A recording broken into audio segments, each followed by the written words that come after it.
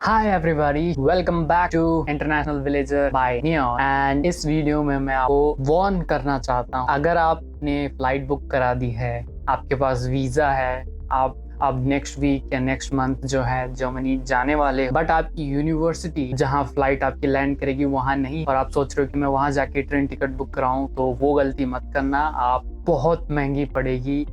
इसलिए मैं आपको टिप दे रहा हूँ कि जितना जल्दी हो सके आप अपनी ट्रेन टिकट बुक करा दो, हाई कॉस्ट ना पे करना पड़े जो फ्लाइट्स के साथ होता है। तो जब आप फ्लाइट टिकट बुक कराते हो तो 2 महीने पहले वो सस्ती होती है एंड एक दिन पहले वो काफी महंगी हो जाती है। सेम सीन ट्रेन के साथ भी होता है, इंडिया की नहीं बट जर्मनी। क्या सीन है कि मैं अपनी स्टोरी आपको बताता हूँ सो दैट आप रिलेट कर पाओ। हालांकि आपने बुक नहीं करी है तो आप रिलेट नहीं कर पाओगे, बट आप समझ पाओगे कि मैं इस चीज को फेस कर चुका हूँ और मैं नहीं चाहता कि कोई और भी ये सिनेरियो फेस करे। फ्लाइट थी 10 अक्टूबर की पहले, क्योंकि वो विस्तारा की फ्लाइट थी, मैंने बुक कराई थी। आपको पता होगा कि विस्तारा में क्या कलेश हुआ था कि आप बैगेज नहीं ले जा सकते, बीच में ऐसा हो गया था उनका सीन जब वो एयर इंडिया के साथ मर्जर कर रहे थे। तो मैंने बैगेज की वजह से विस्तारा बुक कराई थी एंड दे वर लाइक कि आप बैगेज 3 बैगेज नहीं ले जा सकते, आप 2 ही ले जा सकते हो, क्योंकि तीसरा बैगेज जो स्टूडेंट अलाउंस में एक्स्ट्रा मिलता है फ्री ऑफ कॉस्ट, हालांकि फ्री ऑफ कॉस्ट नहीं, वो काफ़ी हाई टिकट प्राइस होता है उसका, जो स्टूडेंट वाली टिकट होती है। तो मैंने 3 बैगेज की वजह से वो विस्तारा बुक कराई थी और उन्होंने मना कर दिया था, और जो मेरी 10 अक्टूबर की फ्लाइट थी वो मुझे कैंसिल करानी पड़ी। थैंक गॉड मैंने इकोनॉमी फ्लेक्सी ले रखी थी, सो मेरे को सारे पैसे रिफंड आ गए थे, सिर्फ 700 रुपये कन्वीनियंस चार्ज छोड़ के। कोई बात नहीं, 700 रुपये का लॉस हुआ, चलेगा। बट मैंने 1500 रुपये की ट्रेन टिकट बुक कराई थी 10 अक्टूबर की ही, और वो नॉन रिफंडेबल थी, क्योंकि रिफंडेबल वाली टिकट 8,000 रुपए की थी। तो मैंने सोचा कि 1500 वाली करा लेते हैं, चीप है, अफोर्डेबल है। अब मैंने फ्लाइट तो कैंसिल करा दी, बट ट्रेन टिकट कैंसिल नहीं हो रही थी क्योंकि वो नॉन रिफंडेबल थी, तो मुझे नई टिकट बुक करानी पड़ेगी, ये मैंने सोचा। और पहले मैंने फ्लाइट ढूंढी, अल्टरनेट फ्लाइट ढूंढी, तो मैंने एयर इंडिया कंफर्म करी, मेरे को सही डील मिल गई। 2 बैग ही मैंने फाइनल कर लिए। स्टूडेंट डिस्काउंट मैंने कहा छोड़ भाड़ में जाए, लेना ही नहीं है, कोई टेंशन चाहिए ही नहीं। तो अब मैंने 15 अक्टूबर की फ्लाइट बुक करा दी, तो मुझे ट्रेन टिकट भी अक्टूबर की बुक करानी थी, 15 अक्टूबर की। मैंने जब प्राइसेस चेक करे तो वो प्राइस हो गया था 2000, यानी कि 2 दिन में उस ट्रेन टिकट का price, same train ticket same timing, सिर्फ दिन का फर्क था। 15 अक्टूबर की वो ट्रेन टिकट मुझे मिल रही थी 2000 रुपये की, यानी कि 500 रुपये का डिफरेंस आ गया था ऑलरेडी। ये मैं आपको रुपीज़ में बता रहा हूँ, हालांकि ये कहानी सारी यूरोज में हुई थी, बट जो ऑडियंस है वो रुपीज़ में इजीली अंडरस्टैंड कर पाएगी, तो मैं रुपीज़ में आपको बता देता हूँ। तो वो 500 रुपये महंगी हो गई 2 दिन में। मैंने सोचा कि क्या किया जाए, रीजनल ट्रांसपोर्ट ले लूँगा या मैनेज कर लूँगा, बस कर लूँगा, कैब कर लूँगा। कैब तो छोड़ो, बहुत महंगी पड़ती है, बट बसेस चलती है वहाँ पे फ्लेक्सी वाली। बट उसमें क्या होता है कि एक ही बैग अलाउड है, दूसरे बैग के लिए आपको 500 या 600 रुपये एक्स्ट्रा देने पड़ते हैं। एक हफ्ता मैंने सोचा कि बस कर लूँ या कोई और तरीके से मैं अगर ट्रांसपोर्ट ले लूँ, डच लाइन टिकट ले लूँ जिसमें रीजनल ट्रांसपोर्ट फ्री हो जाता है।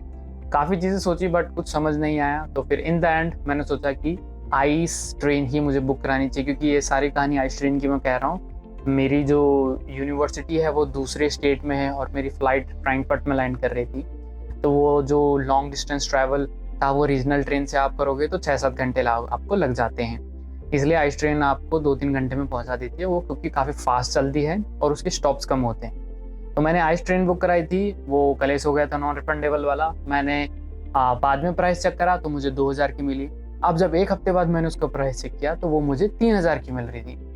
तो इससे समझ पा रहे होंगे आप कि वो डे बाय डे उसका प्राइस इंक्रीज होता है। तो अगर आप सोच रहे हो कि प्लेटफॉर्म पे जाके आप टिकट लोगे तो ऐसी गलती बिल्कुल मत करना, आपको वो 8 या 10,000 रुपये की पड़ेगी। तो मजबूरी में मैंने फिर उसको 3000 में बुक करा, क्योंकि और लेट करता तो 4000 हो जाती, 5000 हो जाती। तो फिर मैंने सोचा लेट्स बुक दिस, तो वो मेरे को डबल रेट पे बुक करनी पड़ी। ये थी मेरी स्टोरी। अगर जो है आप इसको समझ पा रहे हो कि ट्रेन टिकट बुक करना कितना ज़रूरी है, तो अब नेक्स्ट स्टेप है कि कहाँ से बुक करना, क्योंकि लोगों को पता नहीं लगता कि ये प्लेटफॉर्म तो यूरोपियन या जर्मनी का प्लेटफॉर्म है, इसमें हम इंडिया से बुक कर सकते हैं कि नहीं। तो उस चीज़ के लिए मैं आपको बता दूं कि हाँ, आप इंडिया से ट्रेन टिकट बुक कर सकते हो। 2 प्लेटफॉर्म्स है, एक एंड्रॉयड या iOS वाला जो बेसिकली मोबाइल प्लेटफॉर्म है, और एक वेबसाइट। तो जो मोबाइल प्लेटफॉर्म है का नाम है DB नेविगेटर। iOS एंड्रॉयड में आप सर्च करोगे प्ले स्टोर पे तो वहाँ पे आपको मिल जाएगा DB नेविगेटर करके। और उसमें आप ट्रेन टिकट बुक कर सकते हो। आपको अकाउंट बनाना पड़ेगा। डॉयचे बान जो प्लेटफॉर्म है, सेम वेबसाइट के लिए deutscheban.de करके वेबसाइट है, उस पर आप जाइए, अपनी ईमेल आईडी लॉगिन कीजिए, नया अकाउंट बनाइए और उसके बाद वहाँ पे आपकी यूनिवर्सिटी है, वहाँ तक की लोकेशन डालिए। मेरे को काफ़ी क्वेश्चंस भी आए थे व्हाट्सएप पे, मुझे तो ट्रेन नहीं मिल रही, आप कैसे सर्च कर रहे हो, आप कैसे फ़िल्टर लगा रहे हो। तो देखिए, अगर आपकी फ़्लाइट ऑब्वियसली फ्लगहाफन पे लैंड करेगी, जो कि एयरपोर्ट होता है, वहाँ से आप ट्रेन टिकट बुक कराओगे तो आपको महंगी भी पड़ेगी और रीराउटिंग ज़्यादा होगी। इसमें 2 ट्रेन या 3 ट्रेन मिक्स मिल जाएगी।